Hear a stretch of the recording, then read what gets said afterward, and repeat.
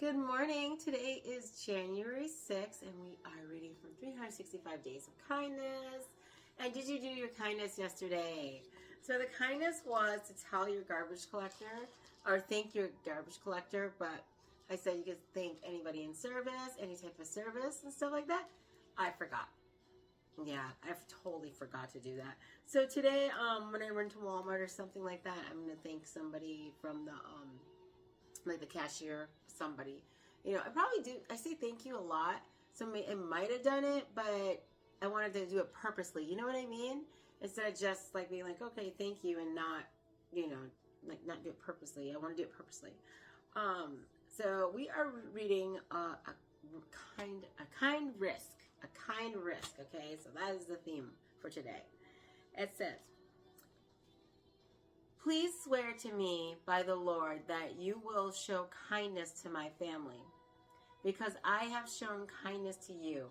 Give me a sure sign that you will spare the lives of my father and mother, my brothers and sisters, and all who belong to them, and that you will save us from death." That's Joshua 2:12-13. It's one of the moral dilemmas we don't like to admit in the Bible. Rahab hides Joshua and his men and then tricks the authorities and sends them away with false information. What a risky and bold move.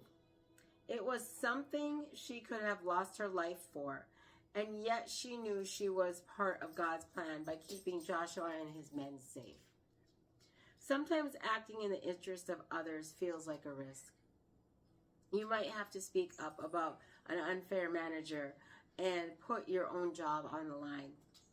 You might have to confront a friend about unsympathetic words and risk your friendship. You might have to admit a mistake to your spouse or friend and risk exposing to hurt them. Kindness takes on many forms, but be brave and trust God will protect you. Act of kindness, okay? Tell someone's manager how great they are.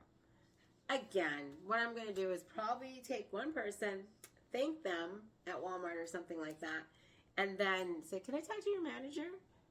They'll probably think they're in trouble or something like that, right? And then I'm going to tell the manager how great that person is. Yeah, right? So, first of all, God is so good. Oh my goodness. He has me doing so much stuff. Oh, it's so great. It's so great. It's so great. I'm really grateful. I really am. So the thing is about, okay, do you guys know about the story about Rahab? Well, she was a prostitute, and she her whole family got saved because Joshua and all the army and everybody was coming in to conquer the city. And so she hid these two guys, right? I can't remember the other guy's name, but the two guys, and because they were looking for the place and stuff to conquer or whatever. And so she got saved, and all her family got saved by hiding these two guys. And they climbed through a window.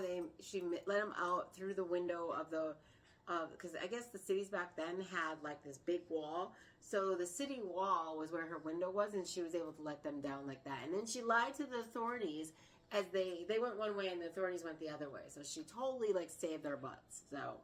So yeah, so her life and her family's lives got saved. So that's that story. But also you can read it in the Bible. So that's my version of it. And like I said, I'm not a priest or, a pastor or anything like that. Just God gives me the words of wisdom to talk about. And so one of the things here, it says, acting in the interest of others. Do we do that? Do you do that? Are you kind to others and, like put yourself in the way of others? Like, in church we do intercessory prayer, and that's where we put ourselves in the gap. Like if there's a believer who's struggling with something, and God says, okay, hey Liz, hey Lizzie, that you need to pray for this person. And so I'm like, okay, so I will go in the gap and pray for them, and then it causes their burden to lessen. So that's intercessory prayer. I don't know if you know about that, but now you do, right? And so sometimes God has us be put in the gap. You know, whether it is in the gap of a unworthy manager, you know, somebody that's in charge of you, your boss is in charge of you, and they're just not cool. You know, not cool to you, or if you see them not cool to another coworker, and then sometimes you got to speak up and be like, look, this person ain't acting right. They're not, you know, and you might lose your job, right?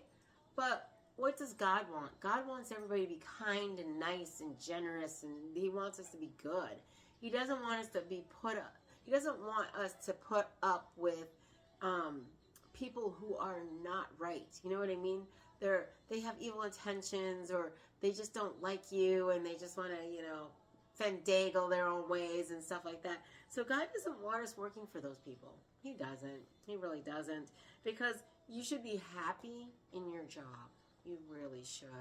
You know, you should be happy with every situation in your job, not just one. You know, you should be happy with everything that you do. And so, you know, you got to watch out for that. And you know, what about friendship? Do you confront your friends if there's something wrong, or do you just let it go? I used to let it go. Now I'm just like, bleh, you know, because first off, I can't lie. So if I tell a friend something, they usually take it the wrong way every single time, because I'm just like, da, da, da, da, you know, because I have like no filter anymore, and so I just go, meh, you know, and yeah, that's not. I do talk to God first, okay, but the way it comes out, I need to learn how to be, I guess, kinder, but it's like, dude, this is what's happening. I see this, and here, let's fix it. But a lot of people don't take that as a positive. They're just like, you're just attacking me. No, dude, if I was attacking you, it'd be a whole different story. You know, this is me just telling you what I see in you and what God sees in you. Maybe God's telling me to tell you. But then sometimes God tells me not to say anything. Yeah, that's a hard one, because I like to say stuff. So anyways, today I want you, okay, to tell someone's manager how great they are. Can you do that? Can you do that act of kindness in the book? Okay. Okay, I love you. Have a blessed Saturday. Love you.